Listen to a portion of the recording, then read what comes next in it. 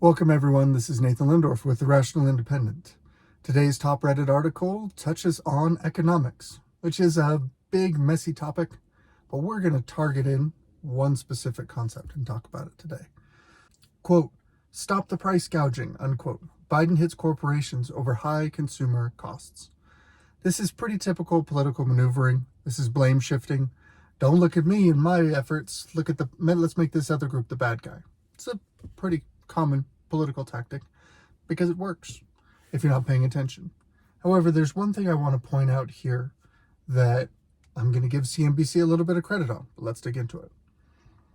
Any corporation that has not brought their prices back down, even as inflation has come down, even as supply chains have been rebuilt, it's time to stop the price gouging.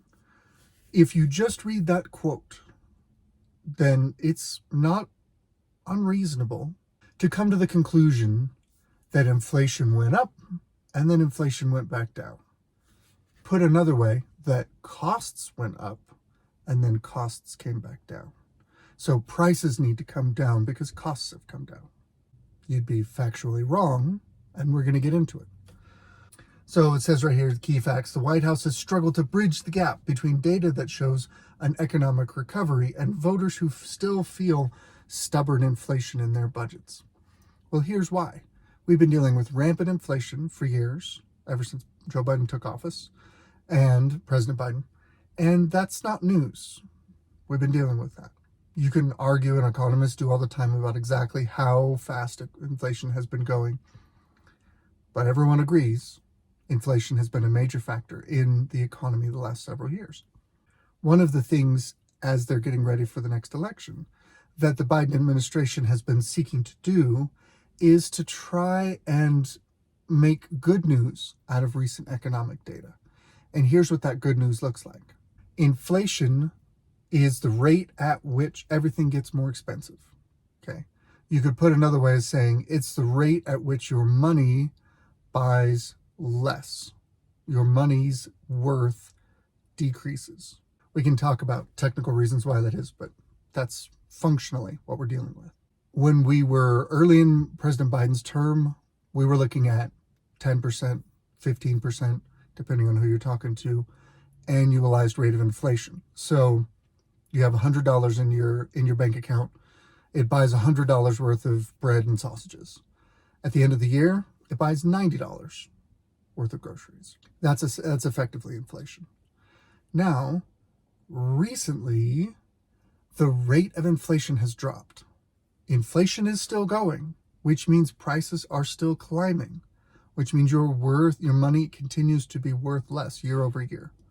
That's not news. That's been ongoing for a very long time.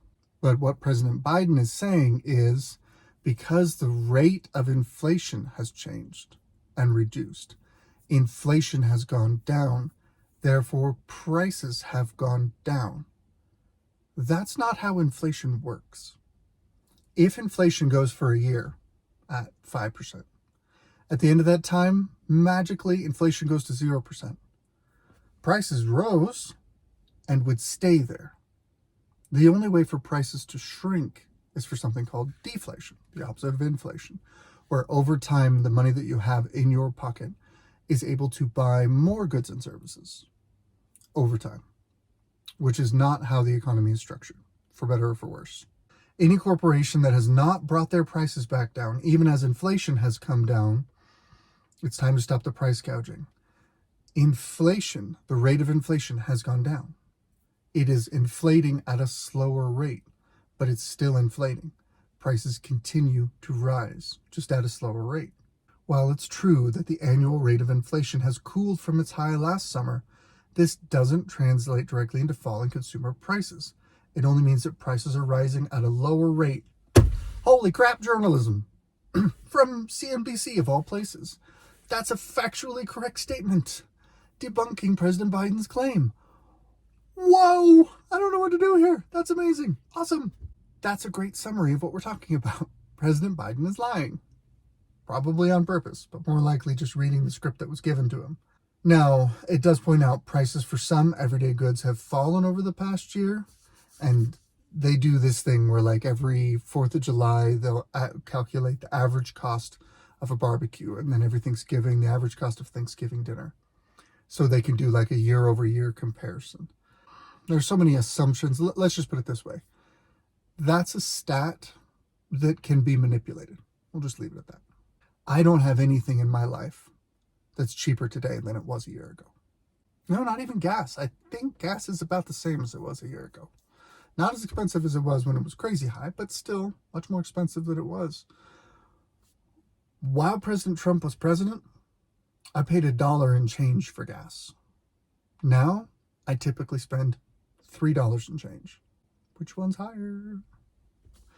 Anyway, as Biden runs for re-election, the White House has sought to claim these broad spending and pricing trends as victories for the president, dubbed Bidenomics.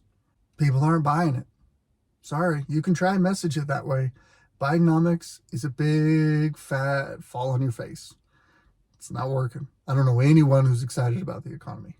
Sometimes there's a mosquito in your bedroom and your garage is on fire.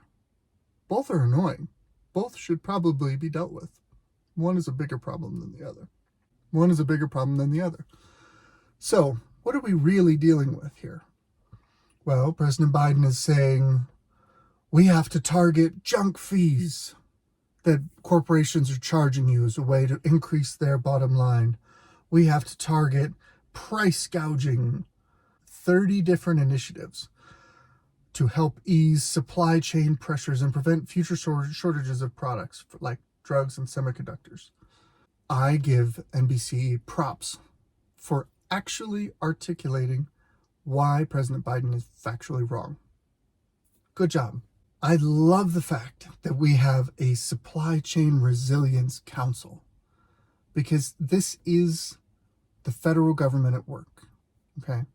We had a crisis. So here's how we solve the crisis. We need more government control over the economy. That government control over the economy creates market distortions, which make it more likely that in the future we'll face another crisis. And the solution to that crisis will be more government control over the economy. I'm not saying there should be zero control over the economy. What I am saying is that it's kind of like asking a dog if he's hungry or a salesman if he wants the sale. If you ask the government, do you want more power? The answer is always going to be yes. Always. So rational grown-ups who recognize that unbridled government power is a problem should probably figure out a way to stop this ratcheting cycle. Otherwise, we're going to end up in tyranny. It's only a matter of time. And if you want to discuss the ratchet, it's been going on a long time.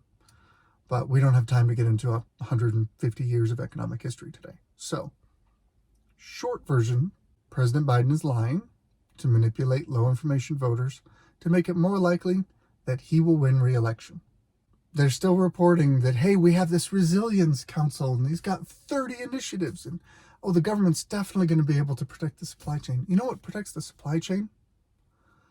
Market forces. The market wants to make money.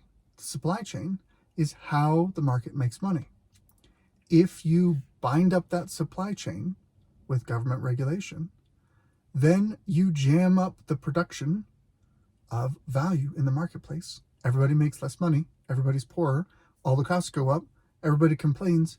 And if your solution is, well, I need to have greater control, I don't know what to tell you. If you're still falling for this, you know, it's the fool me once, fool me twice thing. Fool me once, shame on you. Fool me twice, shame on me. Anybody can get fooled once. Anybody can be successfully lied to once. You can put your trust in the wrong person. We have to function with trust in society. We have to function believing that we can work with other people in good faith. But there are a handful of people out there that are imposters. They are pretending to act in good faith, but actually they're trying to manipulate the world and take advantage of the people around them and take things that don't belong to them. That's just life. That's human nature. And we can't always sniff those people out ahead of time. But we also can't function by not trusting anybody. So what do we do about that? We trust, and sometimes we get taken advantage of. Fool me once. Shame on you, because you fooled me. That was your bad. You chose to do that. You chose to defraud me. You chose to take from me. That's on you. Fool me twice, shame on me. What that means is, hey, listen, I know you backstabbed me. I know you embezzled from me. I know you cheated on me, whatever. But you know what? Let's do it again. That was fun. Let's try it again. And maybe it'll go differently this time. Oh, no, you know what? Shoot. You stole from me before, and then you stole from me again. Who saw that coming? Well, you should have seen that coming. It's part of being an adult. How many times, as the American people, do we need to see the pattern of the federal government mucking up the private sector and creating economic dislocations, creating pain for the average person? And then they say, well, gosh, you're in pain? Here's what we need to do. We need to control more. And we just repeat that cycle over and over. And we fall for it over and over. I have no idea how to wake people up to this. Its reality is plain as the nose on your face, if you're willing to see it. It's one of the great exasperating things in my life. How do I get people to see that they're being taken advantage of by people who do not have their best interest in heart? Let me know in the comments if you have any ideas, because I am straight flummoxed. Anyway, this has been The Rational Independent. This was my Reddit rant. Good luck out there.